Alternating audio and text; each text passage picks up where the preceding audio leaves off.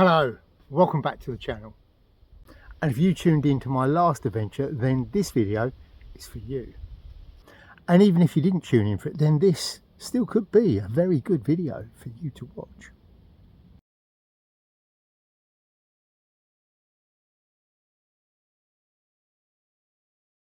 So you guys hear me banging on week after week, month after month about the kit that we use for bushcraft, the stuff that we put on when we go up the woods, and how actually you don't need to spend a fortune on that gear.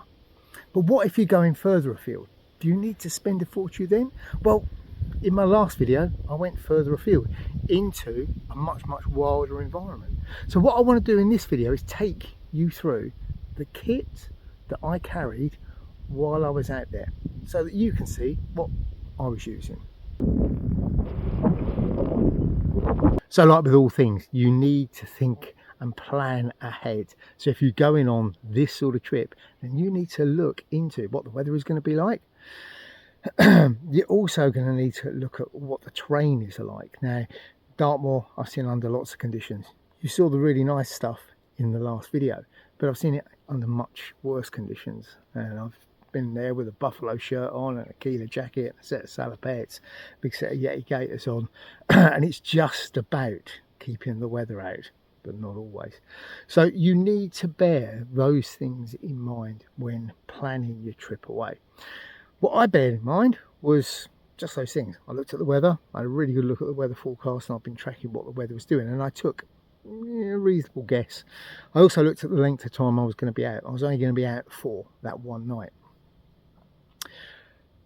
What I also thought about is, well, what's going to be available to you guys? What are you going to be able to afford? And with that said, all the kit that I'm carrying, I carried on that trip, was all stuff that you've seen me use before. Most of it is stuff that I bought either on the surplus market, or certainly none of it has been expensive, or else it's been some items that I've got off of eBay, or it's been stuff I've got off of eBay, Amazon, that I've slightly modded. But all round, my overriding aim was to keep an eye on the cost and the availability of the items, so that other people, if they wanted to go and have a go at doing what I was doing, they should be able to find the items, and they can be items that they can afford. So first things first, we'll look at the actual clothing that I was wearing. Now, for that particular adventure, I wasn't sporting one of the new Greencraft t-shirts. I was actually wearing a short sleeve t-shirt. It was a merino one that I got from Aldi, and I think it cost me about £11, and that was about 8 or 9 years ago. So if you keep an eye on Aldi, occasionally they have these sort of events where they're promoting things like cycling or skiing, and if you keep an eye for when they do those, quite often you'll find they have very reasonably priced merino gear. On my bottom half, I had these trousers, and these are a Decathlon set of trousers, and they're all polyamide. They're very lightweight. There's no cotton content in them at all. They have reinforcement points on the knees, the bottom of the trouser legs, seat, etc., which is of a slightly heavier duty fabric that's a slightly more open weave. So although it is heavier weight, it still dries relatively quickly. The reason I went for these over what I normally wear is I know how wet Dartmoor can be. If it's not falling out the sky, then it will be settling on the grass, and this time of year when the grass is that much longer, as you're walking through it, if you've had low cloud, heavy mist, a dew during the night, a little bit of rain, then that grass is going to be carrying all that water, and all of that is very quickly going to get transferred through onto your trousers. So you want trousers that are going to dry quickly. These ones, as well as those features at the back, they've got little vents so that you are helping to push some of that warm air out. Now I think these, as I said, came from Decathlon. I got them. I think Andy at Kent Survival uses the same ones. I'm not sure whether they do them anymore. They were about, I think they were 25 quid. I think they were branded Solognac or one of those in-house brands that they have. But I've had these a couple of years and they've been very, very good, and they do indeed dry very, very quickly. Within 5 minutes of leaving my vehicle and heading out onto the open moor, I was soaked pretty much from the waist down. As soon as the cloud cleared and the wind got up a little bit, then these were dry in no time at all. So yeah, not a lot spent on the trousers. On the top half, well, this probably needs no introduction. This is that cheapo off Amazon smock that I converted. I put pit zips on it, upgraded the pockets, upgraded the hood, etc. Look back in my videos, there is a link. These are 30 quid. Poly cotton, fast drying, windproof, very, very hard wearing.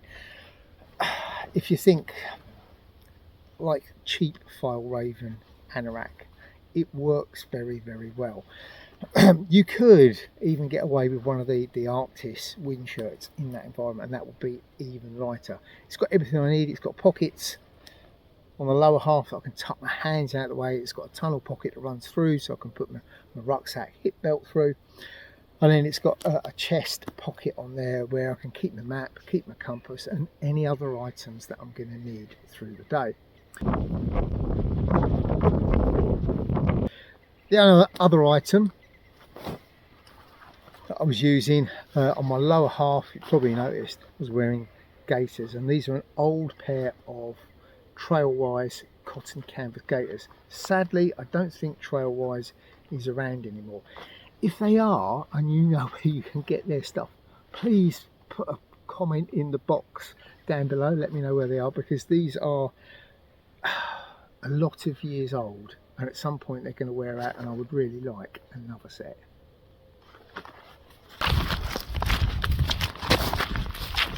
So on your feet, in that type of environment, you want something that's supportive.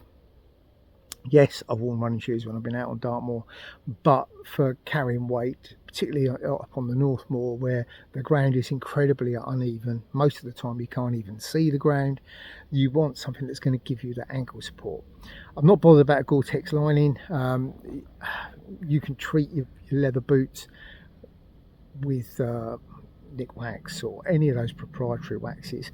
The water will get through eventually. The advantage with and all these all leather boot, the Altbergs, etc., they do dry relatively quickly. They've got a cambrel lining, all leather outer. They probably dry them better than the Gore-Tex ones, which take an age to dry out. They're also relatively cheap. You can go onto eBay and you can pick up Altberg Defenders, and they are a good, no nonsense, very straightforward basic hiking boot. So yeah, look those up. Now, before I go into the actual content of the pack, as well as the clothing that I was wearing, I also have the items that I always carry on my person. So I have my little survival necklace, ferro rod, small compass, whistle, little light, a lighter, and pocket knife.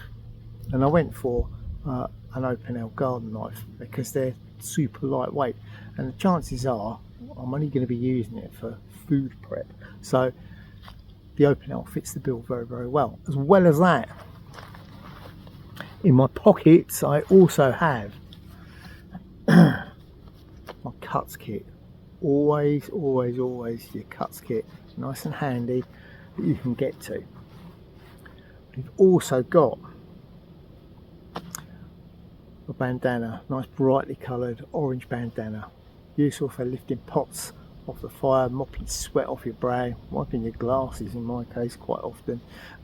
Just a useful item, even for marking where you've put your kit down.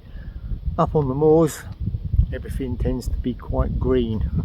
Put your rucksack down and walk away, come back and you'll be like, oh, mark it with something nice and bright, like a piece of brightly coloured bandana, and you'll be able to find it nice and easy. So next up, my rucksack. Now I get asked about this one every time I use it. This is a Berghaus Cyclops rock from back in the 80s. This one I bought in 1983 from a place called Alpine Sports, which was just round the corner from Trafalgar Square in London. It is an exceptionally good piece of kit. It's a 70 litre internal framed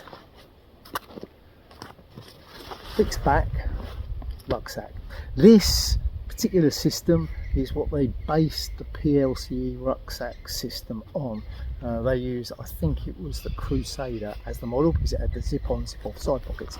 These have side pockets which are detachable, and as I said, it's 70 litres. Now, as you can see, this one is probably about half full. I find 70 litre pack size with a couple of side pockets ample for pretty much everything. Yeah, it's not as big as some, but it makes you think about what you're packing and how you're packing it. If you've got something that's massive, you'll fill it up. With this, well, you stop and think, and with time you get used to packing that little bit less, or packing more sensibly, working out what you actually need, what you're actually going to use against what you want to take along. So for me, the Berghaus Cyclops Rock is an absolutely ideal bit of kit. The bad news, they don't make them anymore. They stopped making them a long time ago. However, on eBay you can still pick these up, and I was looking, well, a few years back, get them for about 30 quid, 35 quid. I'm now seeing them for 60, 70 pounds, in varying conditions. I've seen a couple on there that look absolutely mint. I've seen some that I've seen maybe a slightly better times, and some that have been damaged. The vast majority, even if they're damaged, can be quite easily repaired. Great bit of kit. If you can't get one, then just one of the standard PLCEs. It's the same back system. It's nice and flexible, and even though I could have fitted all of what I need into a day sack, I prefer this. It's got decent sized shoulder straps and a decent sized hip belt, so I can transfer that weight. If you put everything into a small day sack, well, you've then got slightly smaller shoulder straps and perhaps not such a good waist belt. So that way I can distribute the weight a little bit more comfortably by using a slightly bigger pack, but just packing a little bit more sensibly. So we'll go through the pockets on the outside before we delve into what's inside. So we'll start with the top pocket, and in there's going to be items that I'm going to want to get at through the day possibly. So stuff that's easily accessible, I'm going to keep in these external pockets. Going into the top,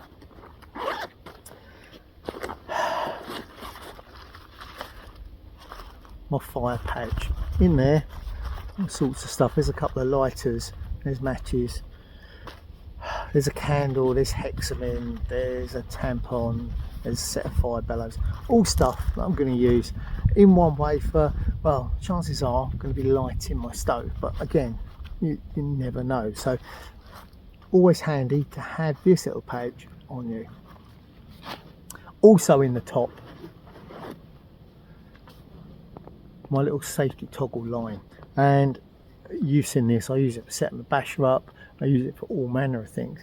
Out on the moor as well, I can use it if I've got to cross a body of water that's fast flowing. You know, I might have to sacrifice this, but it does give me something that I can use to help support me as I go across some water. It can also, if I've got to descend a steep slope, again it can be used for that, and of course it can be used to help me set up my actual my basher as well. So it's a really good, useful item. Also in the top, that's easily accessible, my first aid kit. So again, this is back in my videos, you'll see what I carry in there, but essential to have your first aid kit brightly marked, because you may need to direct somebody else to your first aid kit. So again, nice and easy to get to in the top of my rucksack.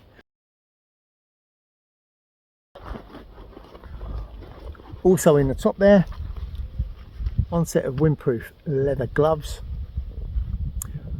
handy for handling hot pans as well as protecting your hands from the weather and the environment. So again, essential to keep them in the top. What I've also got in here is a little head torch, and this one is from a company called Sofern, and they sent it over recently for review, and this is going to be in that comparison one. This is their HS10, and yeah, from what I've seen so far, pretty good, but more of that in another video. So that is the contents of the top pocket.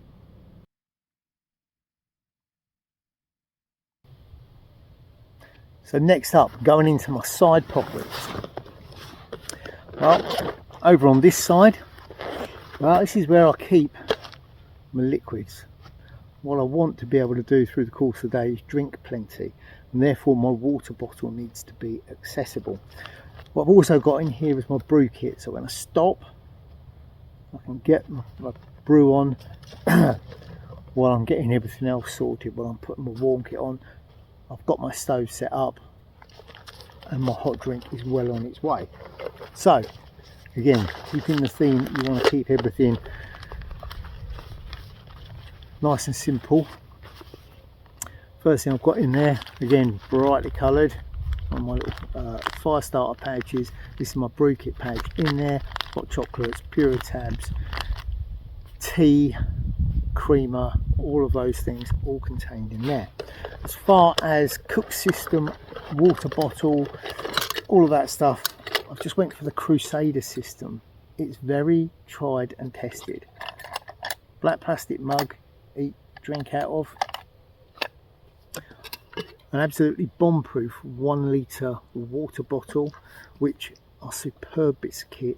They're cheap and easy to get hold of. Nice wide neck on them, so they're nice and easy to fill. And then finally, to cap the system off, the Crusader mug. Yeah, what can I say about these? These are absolutely superb. So that's my water bottle mug, and as I said, that's there. So if I need to get a drink of water, and you need to drink through the course of the day to keep your hydration up, it's there and it's easy to get hold of. Now, also in here, one metal cup lid. This is a homemade one made out of an old base out of a mess tin. It was otherwise broken, so it got turned into a mess tin lid. Also in here, a little polymath stealth stove, and that goes with my little Puck alcohol stove. Very, very good combination. Needs no introduction. You've seen me use it loads and loads of time. Incredibly simple, very, very lightweight, with nothing to go wrong. Also in here I have one of my Greencraft racing spoons. Great little item, made from bamboo. Very, very lightweight, and what else do you need? Not a lot. And in my fuel for my Puck stove, as you can see, I spent a fortune getting those special meth bottles. A little plastic drinks bottle wrapped in duct tape with some brightly coloured tape on, and again a little hand sanitizer one. And this was the fuel that I took along. I managed to cook my meals, my breakfast, brews along through the course of the day, all just off there, and I've still got 3/4 of that bottle left. So that's everything in that side.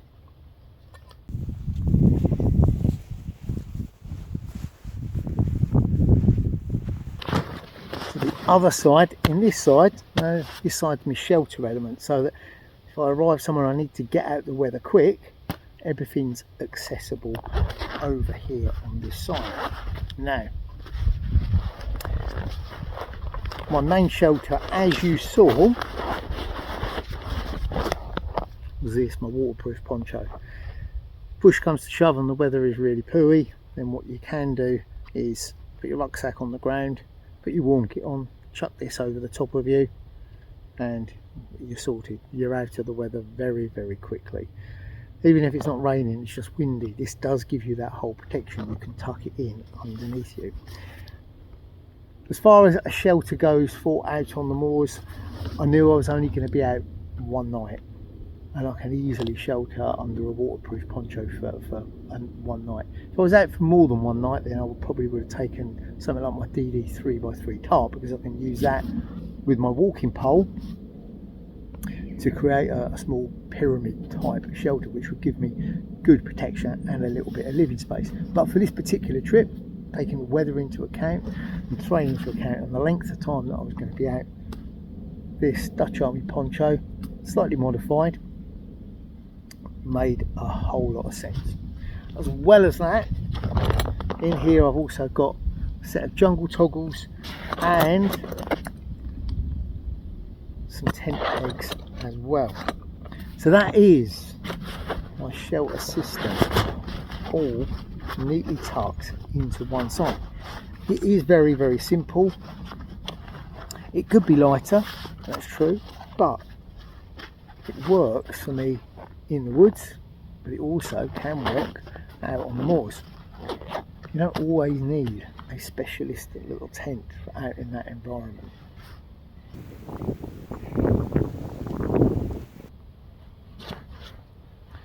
So moving on to what's actually in the pack. So again, bearing in mind I wasn't out for that long, bearing in mind I wanted to keep it all fairly simple, and also have a few bits there for emergency. Well, let's start going through it. So in the top I've got a water bag. I keep it in the top so that I can, if the opportunity arises, fill up on water. Now you saw me collecting water, you saw how I collected it, and I can use that system to top this up. This is a very old Autoliv bag that I've had for, I don't know, 30 years. It's a great bit of kit, it's never ever let me down. Doesn't weigh anything, holds, I think this is a 3 litre one. So it extends my water carrying capacity quite considerably. Also in the top here, I've got my bivvy bag. This is one of the British Army issue, huge, great big ones. They weigh in at just over 1 kilo. They're bulky, they're heavy, they are absolutely bomb proof. You've got enough space to not only sleep but get changed, everything inside this. This combined with the poncho makes for a really good system. Also in here, my other water bottle. Now the eagle-eyed among you will notice this one has a different colour top, a green top. The other one has a black top. I always like to have some way of distinguishing between the two so that I know which one has treated water and which one has untreated water in.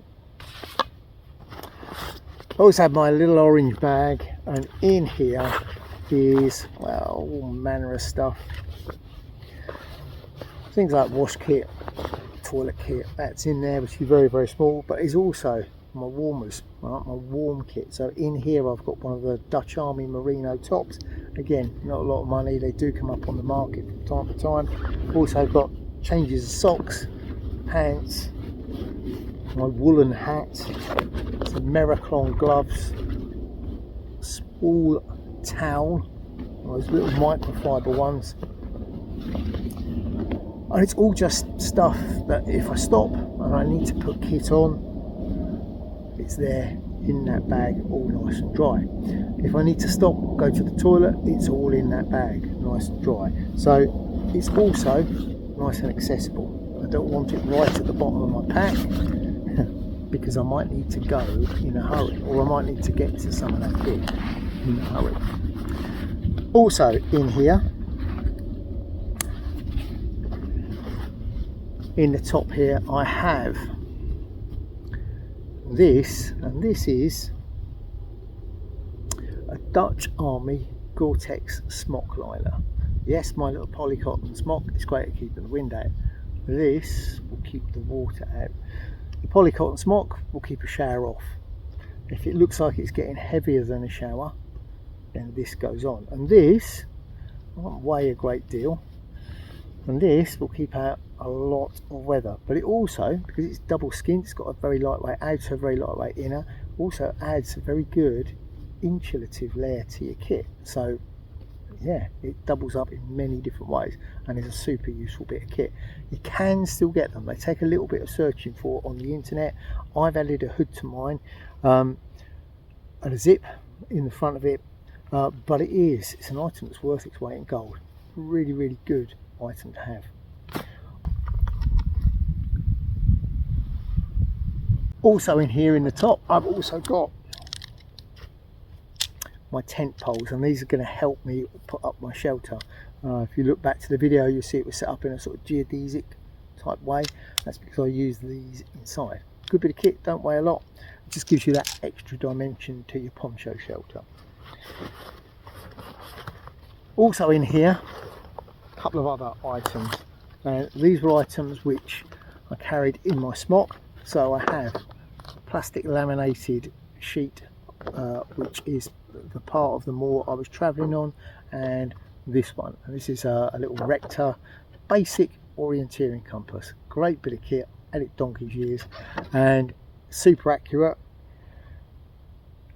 Not a sighting compass. I've got a sighting compass, but I prefer this. This, for the majority of the navigation that I do, is more than enough.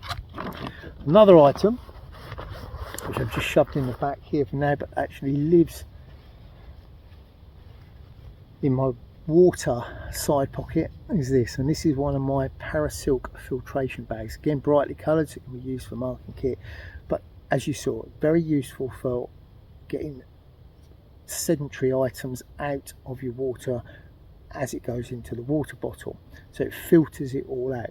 You still then need to treat that water, and as I said earlier, for that particular trip, rather than use my little Sawyer Mini or any other water filters, I just went for what I used way back in 1981, which was some Puritabs, which, yeah, they're good.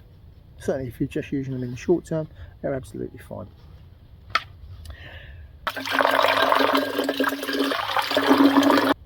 Next in here, well, it's my sort of camp items really. So I've got one standard foam kit mat that's been cut down inside, and that, as you saw, I put underneath my bivvy bag. It helps to protect the bivvy bag. These don't add a huge amount of comfort. They do add a little bit of insulation, but they also protect that bivvy bag, and that to me is really, really important. Inside the main compartment, I have one big orange polythene survival bag. Yes, we can go out and buy those super duper dry bags, but at the end of the day, they are quite expensive. These are cheap and they work and they're high vis, so why not go for those? In the top, next lot of things that I've got. So, food pouch. Okay, as you saw, I used, just for convenience sake, a British Army ration pack, which I stripped down to just the meals that I needed. All housed in a polythene bag. Good, high calorie, reasonable quality, but most of all convenient. Also in here, part of my warmers,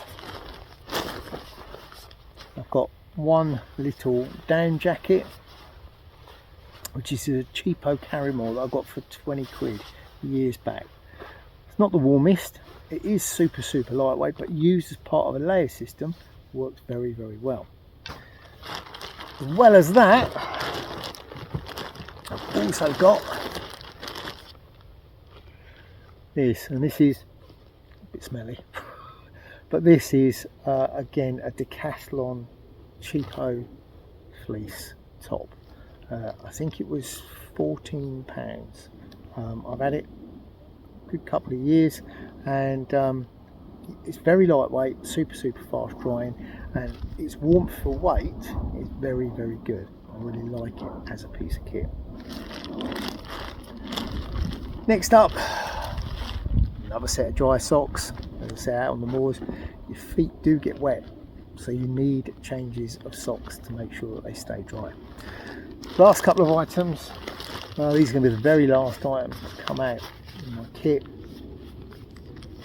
and that is one inflatable air mattress, and that goes inside my bivvy bag. So I've got a foam one on the outside, an inflatable one on the inside. Again, this is protected by that foam mat underneath. And then right in the bottom here, last but not least, it's one of these, and this is one of the little British Army issued jungle sleeping bag stuff sacks. Great bit of kit. It's waterproof-ish, compresses it down well. In here I have my One Wind top quilt, which they reckon is good down to 5 degrees. It's basically like a jungle blanket, big square. It's got a drawstring at one end and poppers running halfway down one side with a little popper at the top. Very, very lightweight. It lofts incredibly well, and actually I really like it. The more I use it, the more I like it. I could have gone and used one of the little jungle bags, which if you're on a budget, the jungle bags I think you can pick up for, well, depending which models you get, anything from about a tenner up to about 30-35 quid if you want one of the brand new ones with the mesh face veil, etc. But for me, I went with the little One Wind quilt. As it said, down to about 5 degrees. Well, I think it got down to 7 degrees. But inside the bivvy bag, I was as warm as toast. Really, really was. I mean, socks off, etc. Yeah, it was really, really good. And as I said, they're a joy to use. Also in there is a change of clothing, just a little parachute nylon suit. So I set of like jogging bottoms and a top, a zoot suit. And that is the contents of the pack. That's what I took along. That is my loadout for my wild country trip to Dartmoor.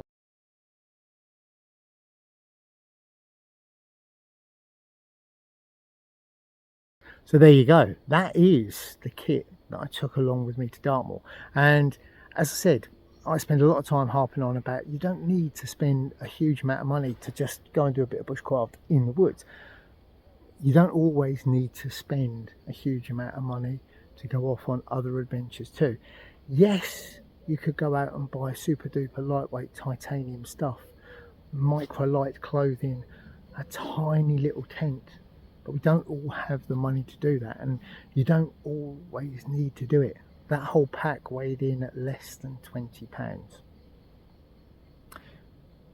It's about knowing what to take and how you're going to use it, and not taking stuff that you don't actually need. That all comes down to your planning and your experience. But as a little guide, that's what I took along. And as I said, all of that stuff, well, none of it's particularly expensive. The bivvy bag, well, I could have used a super lightweight Alp Kit one, but that one cost me 20 quid. No brainer.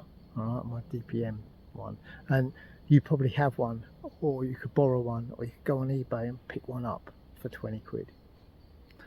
And it's little savings like that that are going to help you along. And you might as well spend the money on actually getting out there to the adventures. It's wonderful having all that expensive kit, but if you spent so much money on that you can't afford to go out on the adventures, then kind of defeats the whole object of the exercise. Anyway, I digress.